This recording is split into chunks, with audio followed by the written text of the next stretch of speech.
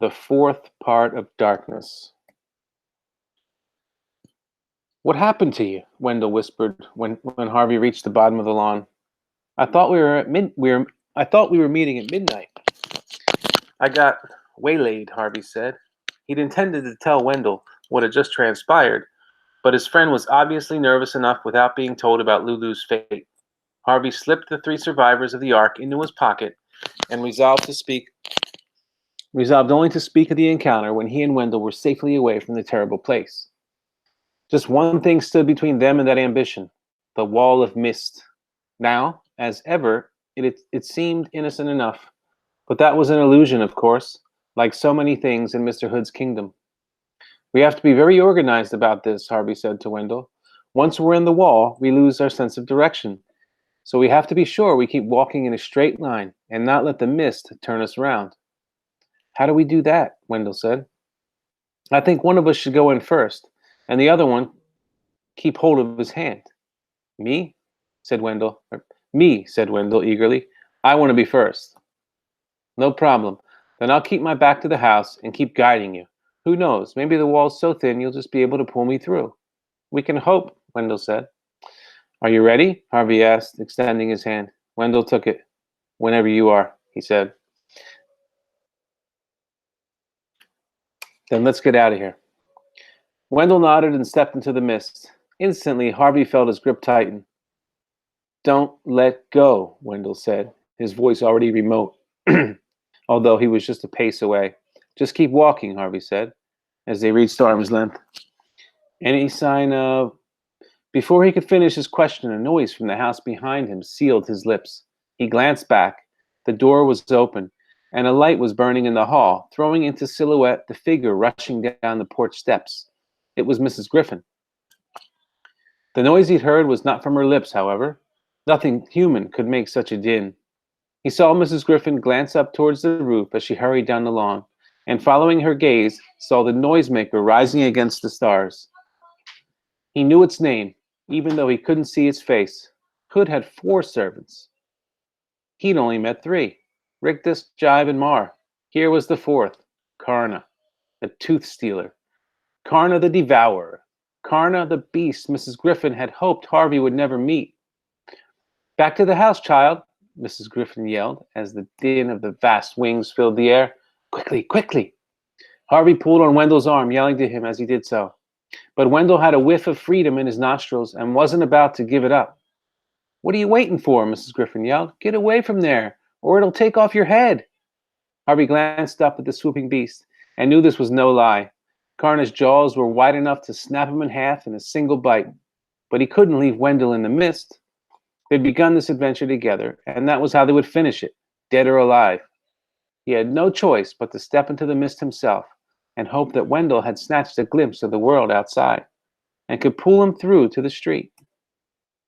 As he took that step, he heard Mrs. Griffin say something about leading the way. Then he was blinded by the chill of the mist, and the sound of her voice became a garbled whisper. Karna's shrieks were not so hushed, however. They pierced the murk, skewering Harvey's thoughts the way its teeth would skewer his head if the beast caught up with him. Wendell, Harvey yelled, it's coming for us. He caught a glimpse of a figure up ahead of him. Then of Wendell's face, smeared by the mist, turning to say, there's no way out. There has to be. I can't find it, Wendell said, his reply almost drowned out by the din of Karna's shrieks.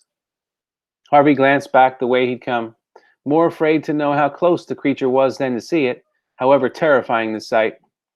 A swirling veil of mist swirled in front of him, but he glimpsed Karna's form as the beast descended.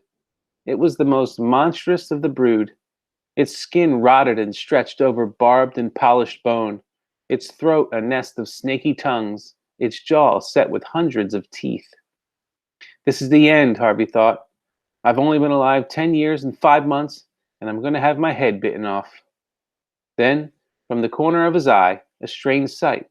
Mrs. Griffin's arms reaching into the mist and dropping Blue Cat to the ground. He's got a good sense of direction, Harvey heard her say. Follow him, follow him. He didn't need a second invitation, nor did Blue Cat. Tail up, it padded off, and Harvey hauled on Wendell's arm to drag him in pursuit. The cat was quick, but so was Harvey. He kept his eyes glued on that bright tail, even when the rush of wings behind him announced that Karna had entered the mist and was almost upon them. 2 strides, 3 strides, 4, and now the mist seemed to be thinning. He heard Wendell whooping for joy. "The street!" he yelled. "I see it!" The next moment, Harvey saw it too, the pavements wet with rain and shining with lamplight. Now he dared look back, and there was Karna, its jaws a yard from them. He let go of Wendell's arms and pushed his friend towards the street, ducking as he did so. Karna's lower jaw scraped his spine, but the beast was moving too fast to check itself, and instead of wheeling round to scoop up its quarry, it flew on, out into the real world. Wendell was already there. Harvey joined him a moment later. "We did it," Wendell yelled. "We did it." "So did Karna," Harvey said, pointing up at the beast as it rose against the cloudy sky and turned to come back for them. "It wants to drive us back inside the house," Harvey said. "I'm not going," Wendell cried. "Never. I'm never going in there again." Karna heard his defiance, its blazing eyes fixed on him, and it came down like a thunderbolt, its shriek echoing through the midnight streets. "Run!" Harvey said. But Karna's stare rooted Wendell to the spot.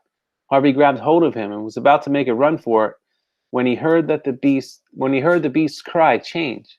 Triumph became doubt. Doubt became pain. And suddenly, Karna wasn't swooping, but falling, holes opening in its fabric as though a horde of invisible moths was eating at their fabric. It labored to climb the air again, but its wounded wings refused their duty, and seconds later it struck the street so hard it bit off a dozen of its tongues and scattered half a hundred teeth at the boy's feet. The fall didn't kill it, however. Though agonized by its wounds, it hauled itself up on the spiky crutches of its wings and began to drag itself back towards the wall. Even now, in this wretched state, it was ferocious, and with snaps to the right and left, drove Harvey and Wendell out of its path. "It can't survive out here," Wendell realized aloud. "It's dying." Harvey wished he had some weapon to keep the beast from returning to safety, but he had to be content with the sight of its defeat. If it had not wanted their flesh so badly, he thought, it wouldn't have come at them at such speed and brought this pain and humiliation upon itself. There was a lesson there, if he could only remember it. Evil, however powerful it seemed, could be undone by its own appetite. Then the creature was gone, a curtain of mist drawn over its retreat. There was only one sign remaining of the mysteries that lay on the other side of the wall. The face of Blue Cat gazing out at the world that he, like all occupants of the holiday house, could never explore. His azure gaze met Harvey's for a moment. Then he looked back towards his prison, as though he heard Mrs. Griffin's summons, and with a sorrowful sigh, turned and traipsed away. "Weird," said Wendell, as he stared at the rainy streets. "It's as though I never left." "Is it?" said Harvey. He wasn't so sure. He felt different, marked by his adventure. "I wonder if we'll even remember we came here in a week's time." "Oh, I'll remember," Harvey said. "I've got a few souvenirs." He dug into his pocket in search of the figures from the ark. Even as he pulled them out, he felt them crumbling as the real world took its toll on them. "Illusions," he murmured, as they turned to dust and ran away between his fingers.